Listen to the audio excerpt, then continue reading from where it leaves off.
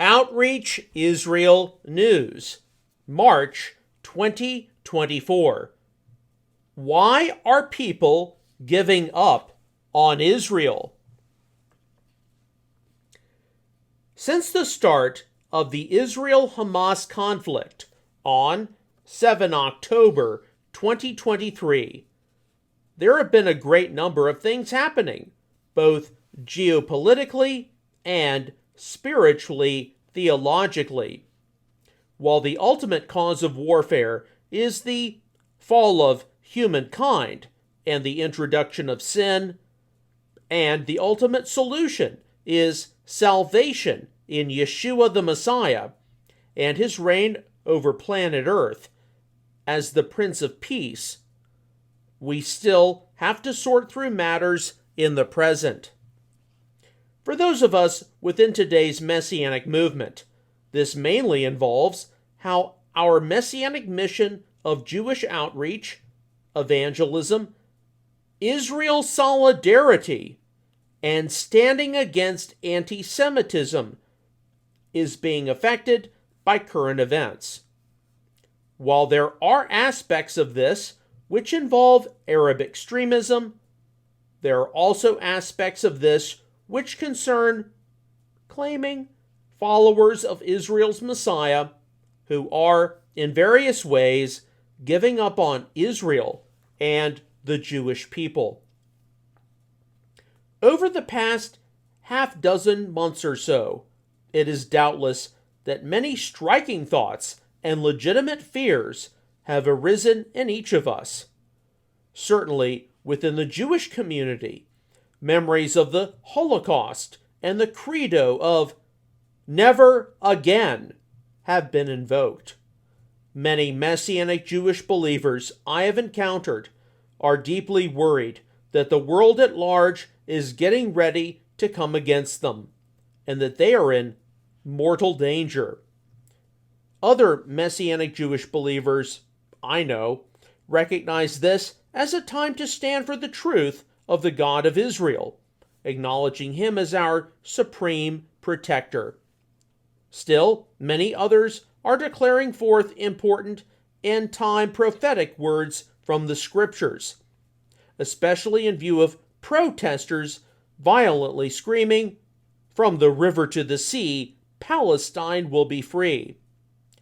When one hears from many of the millennials / Generation Z or Z / Generation Alpha woke types that the state of Israel is a terrorist regime which needs to be disbanded, I am sure many of us have thought through the statements of Joel 4:1-3.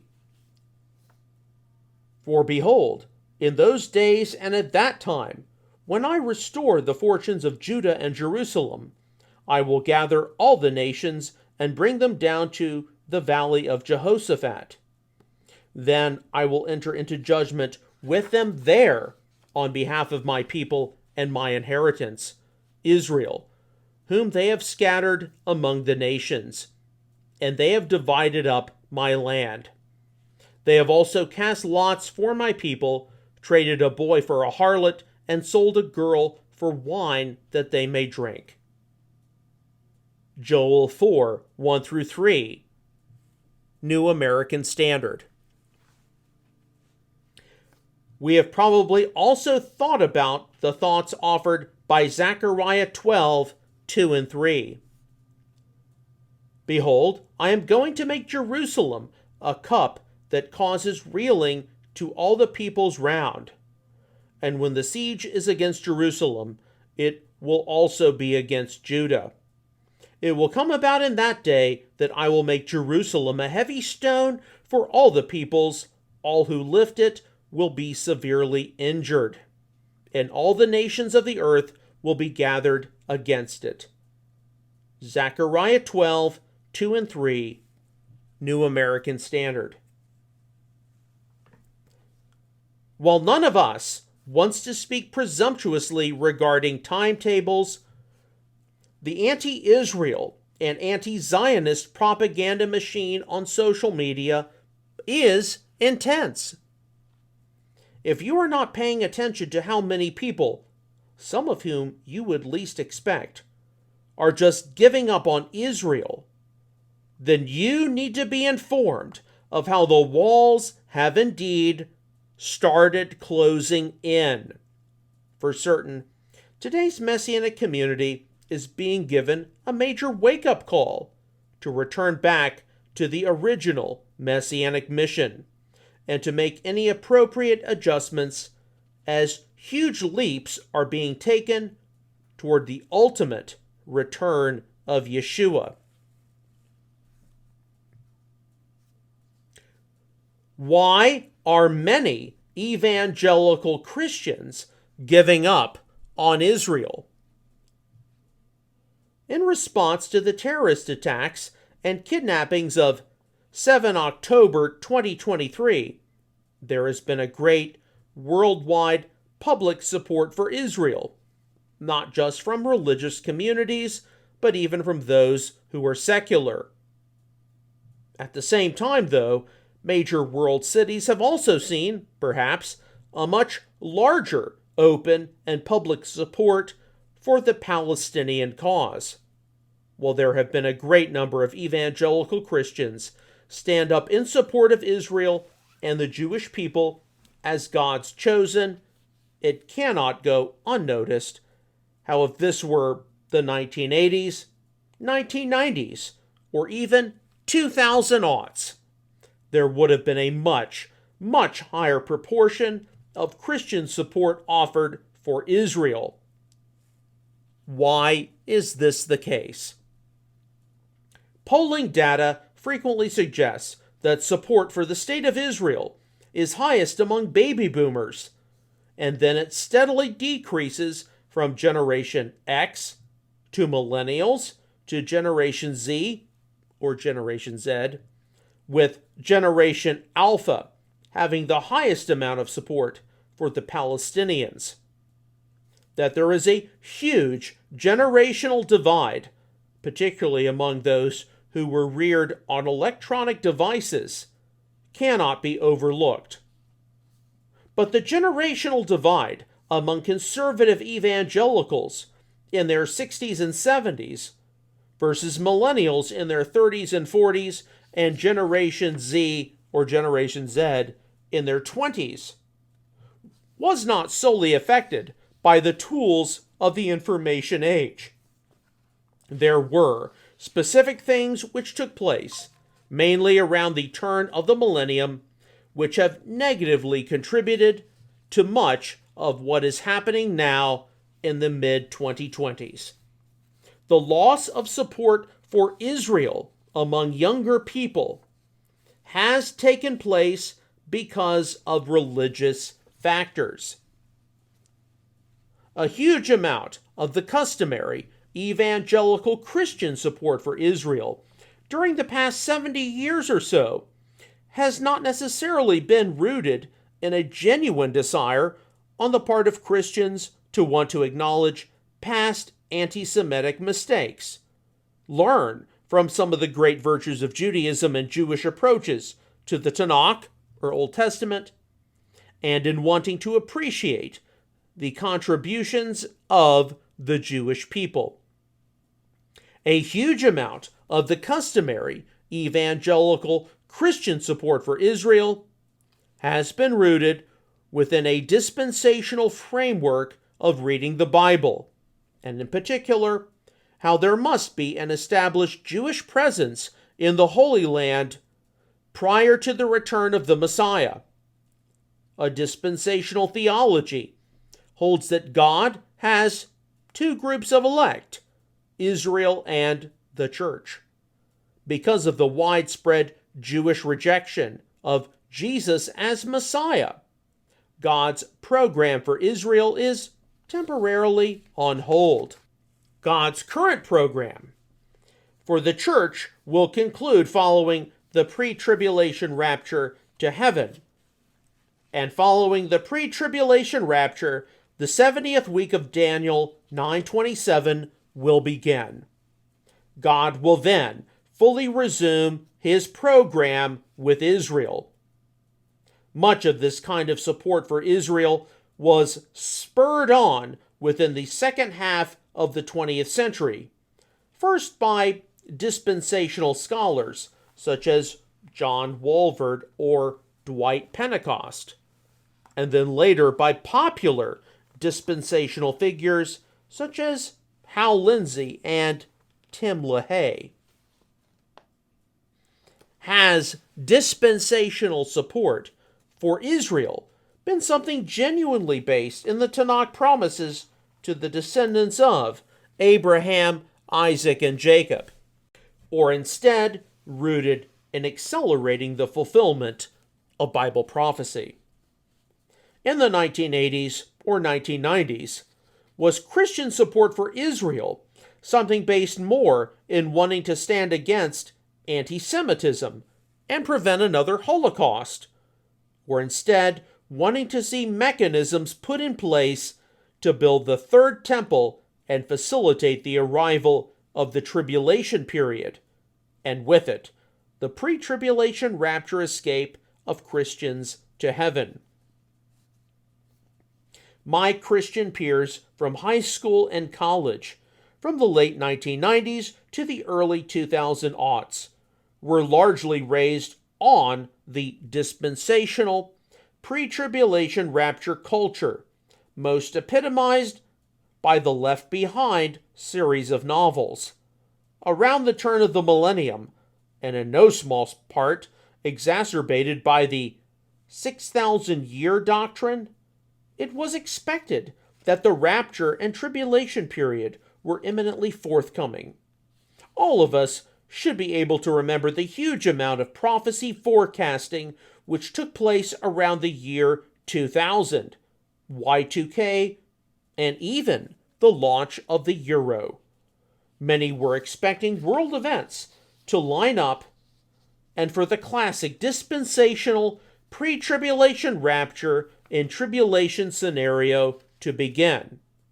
Some were willing to push things a few years or so beyond the year 2000, given the likelihood of a few miscalculations. But by the time the 2000s were over, many of my millennial peers had started to grow weary of hearing dispensational baby boomers thump their Bibles and urge preparing for the rapture, and considered them to have lost a great deal of credibility in terms of their theological orientation. What had been some of the tangible fruit of a dispensational, any moment, pre-tribulation rapture theology?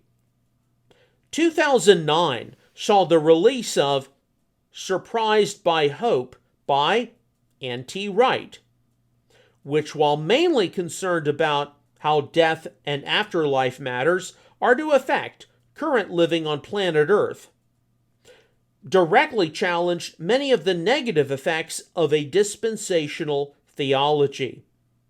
Wright's proposal was that the redeemed are to be representatives of the world to come, in the present world, and that this is to be manifested in godly acts of service toward one's fellow human beings, as well as demonstrating proper care for the earth.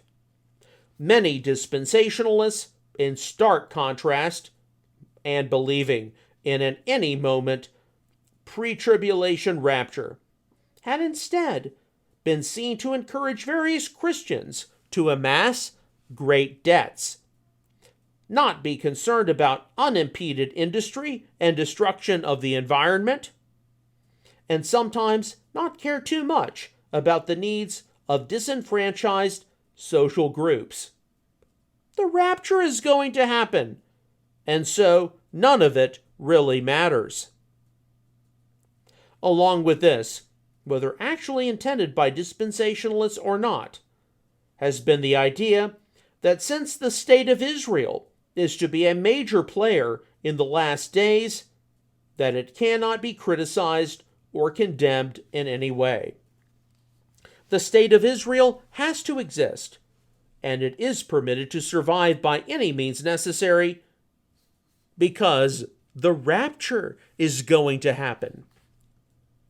many of those raised in overly conservative, dispensational religious environments in the 1990s and 2000s saw a number of significant cracks to the system to be exposed in the 2010s. Much of this was associated with the political disposition and divisions in the United States, but also with how dispensational Christian denominations and traditions began responding to new theological challenges. Consult the extensive historical review offered by Daniel G. Hummel, The Rise and Fall of Dispensationalism, 2023.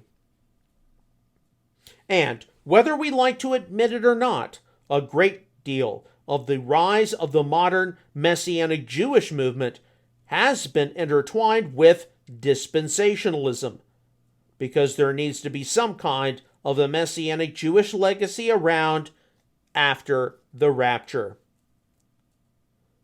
Because of the frequent association of dispensationalism with the Christian right in America, many millennials and Generation Z, or Generation Z, who were raised expecting the rapture and tribulation to have surely taken place by the early 2010s, began to question much of the underlying ideology when things did not take shape. One of the first teachings to often be jettisoned was the 6,000-year doctrine, and with it came many considering alternative approaches to Genesis 1 through 11, outside that of young earth creationism. Because dispensational theology has also been closely associated with complementarianism, which often opposes ordination of female clergy. That became another matter to be jettisoned, with more egalitarian perspectives to be considered.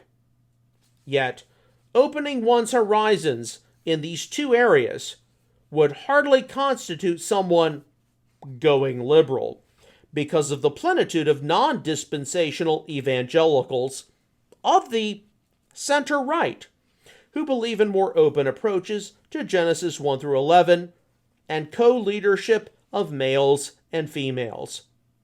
But many millennials and Generation Z,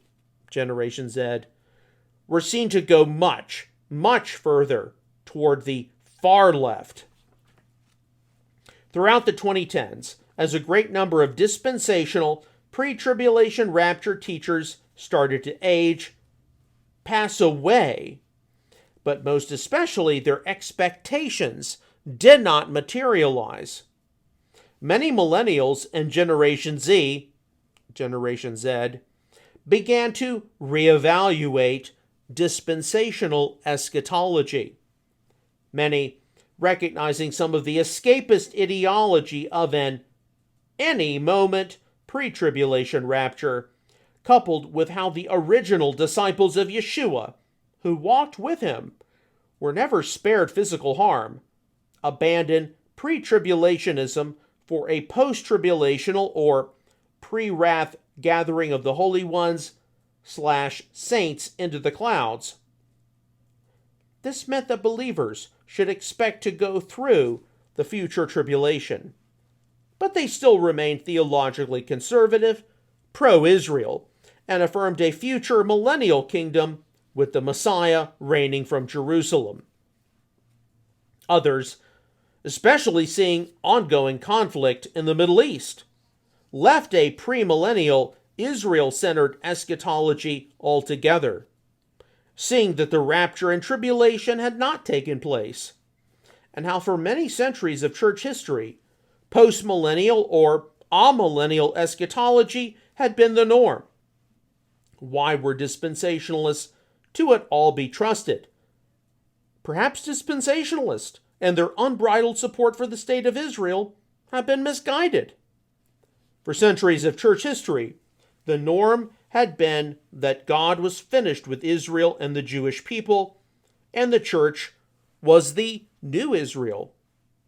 And for that matter, many millennials and Generation Z, Generation Z, witnessed how popular dispensationalism and church denominations started to be stigmatized by all sorts of scandals.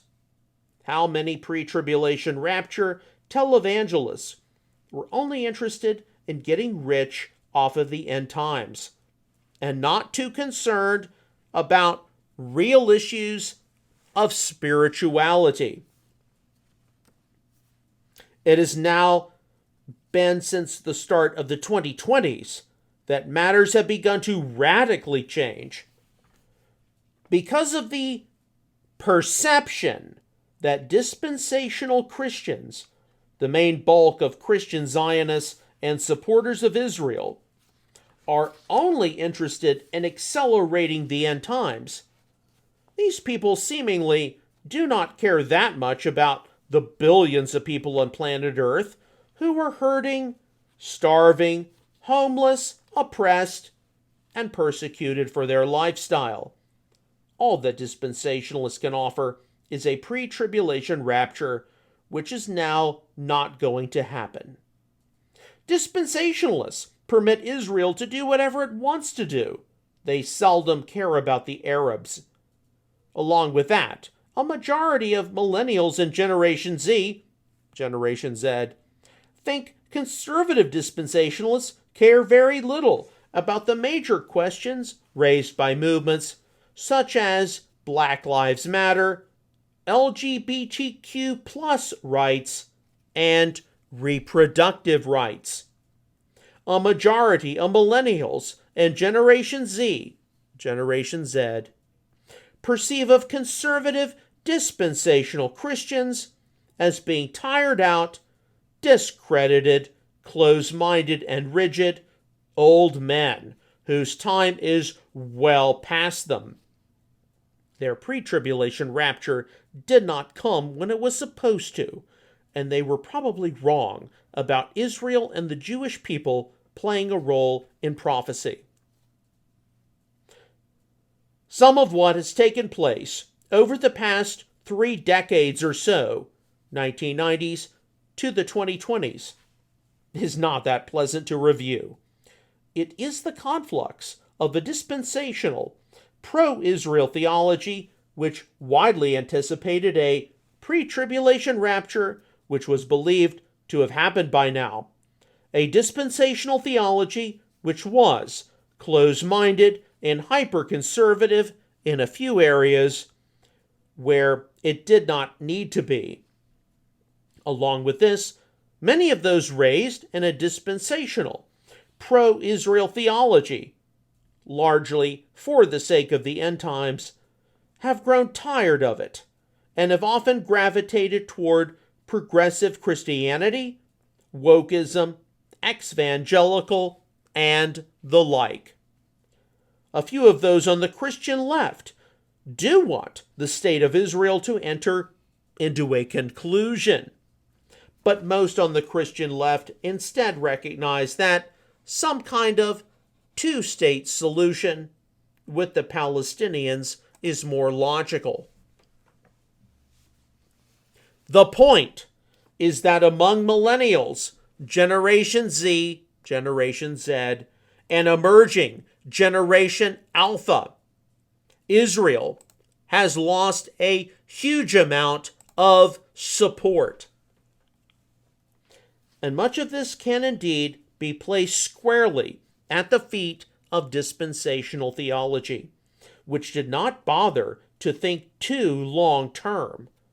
Much of its support of Israel was not based in the sentiments of Paul in Romans chapters 9 to 11, but instead in wanting to accelerate their pre-tribulation rapture and apocalypse.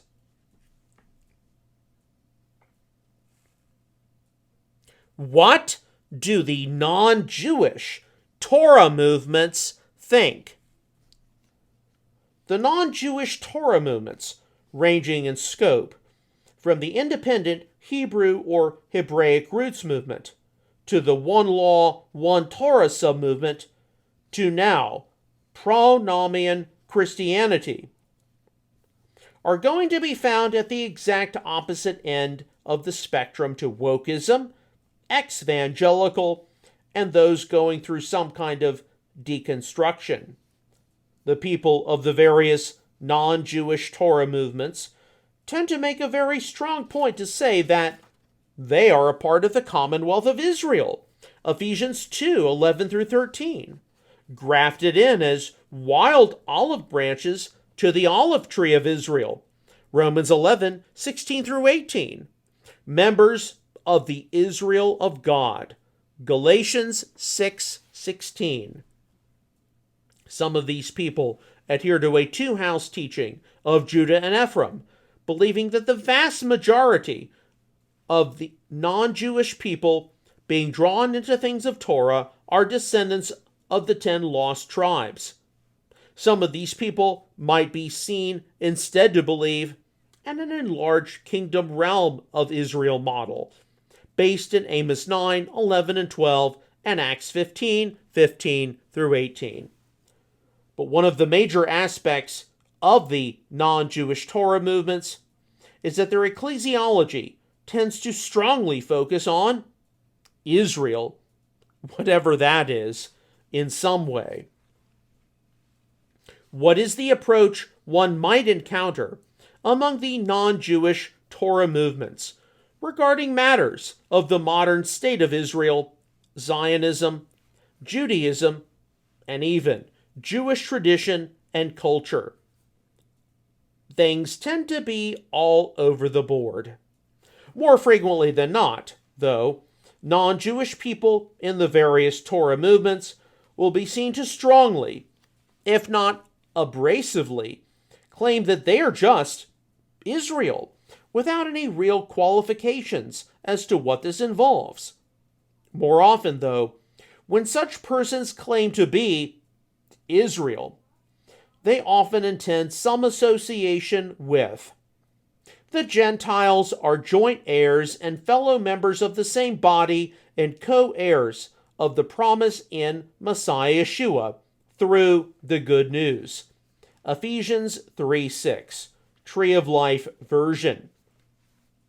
Sadly, when many Messianic Jews hear non-Jewish people claim to just be Israel, without qualifying it in terms of the Commonwealth of Israel, grafted in, or joint heirs, they will immediately be offended and conclude that those claiming to just be Israel are guilty of replacement theology.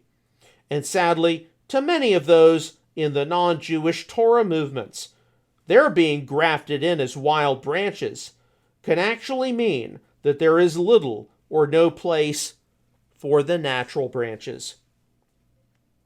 Our ministry can testify how we have been able to help many in the non-Jewish Torah movements move from the far right toward the center, and then see them make corrections in those areas where Messianic Jewish believers can take offense. Many know that to just claim an identity as Israel, unqualified, can communicate ideas of supersessionism and displacement. Many know that non-Jewish believers associating with Israel in some way is something which cannot be isolated from the Messianic Jewish community, actual descendants of Abraham, Isaac, and Jacob, who have professed faith in the Messiah of Israel. How have the different non-Jewish Torah movements responded to the growing anti-Semitism and anti-Zionism in our world since 7 October 2023? Certainly, there have been a number of leaders and teachers who have stressed prayers for the Jewish community and for peace. They have stood right alongside those in the Messianic Jewish community. There have been many others, however, who have scarcely said a thing, if not been completely silent.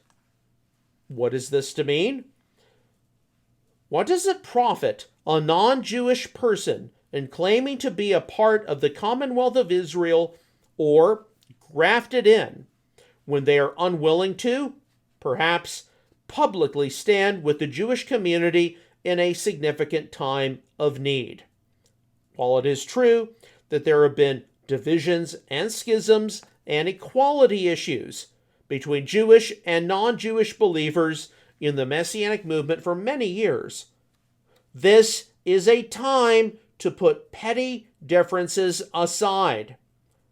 For those humble and willing enough, this might even be a time to see better dialogue and resolution take place. Diffusing replacement theology. Because of the growing critical mass of anti-Semitism and anti-Zionism in our world, it should hardly be a surprise why a great deal of Messianic Judaism is likely to be hypersensitive to matters of supersessionism or replacement theology. What should Messianic Jewish rabbis and leaders do? Witnessing not only how many in contemporary evangelicalism are going woke and abandoning their support for Israel, but also how many non-Jews in the different Torah movements, somehow claiming to be Israel, often fail to stand with them. One should not be shocked, at the very least, to see a number of Messianic Jews be very guarded around the non-Jewish people, not only in their sphere of influence, but even those within their congregations and synagogues. Given the many riots denouncing the state of Israel, and indeed the violence which has been perpetuated by many against the Jewish community, one should expect many of today's Messianic Jews to be more and more distant from the non-Jewish believers in their midst. And this is, indeed, where the question of whether or not a non-Jewish believer is truly called into the Messianic movement definitely comes into play. If you are a non-Jewish believer who considers himself or herself to be a member of the Commonwealth of Israel and gets upset or offended when possibly accused of replacement theology, there is one significant way which this can be diffused. Support the state of Israel. Stand against anti-Semitism. Stand there right alongside of your Messianic Jewish brothers and sisters.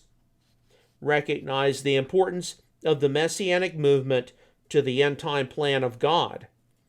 The severity of a non-Jewish believer having a Ruth calling is represented by her word to Naomi. Where you die, I will die, and there I will be buried. Thus may the Lord do to me, and worse, if anything but death parts you and me. Ruth 1:17, New American Standard. Are you willing to experience persecution for the cause of Zion, if at all necessary? Our prophetic future considered. Since entering into the 2020s, there have been some unique global dramas which the Lord has been using to get the attention of his people. Only now, with the Israel-Hamas war, has the Messianic movement perhaps been waking up to some new realities. Timelines and date speculation aside, people within today's Messianic community need to be moved to better action, more consciously recognizing how we are on a Romans 11:26, all Israel will be saved, trajectory of salvation history, something which is to culminate in the return of Israel's Messiah. This is a huge task to be participating in, and only the future will tell who is actually up to it. Because of the Lord's love and patience toward all of us. I do not think that it is necessary for us to get all paranoid about what is happening in the Middle East right now.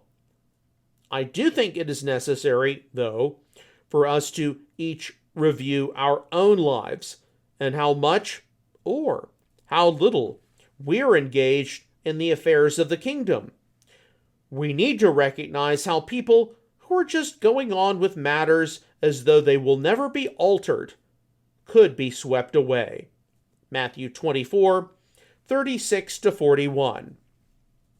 My part as a non-Jewish believer in Israel's Messiah is to stand alongside the Jewish people, and most especially my Messianic Jewish brothers and sisters, until the end.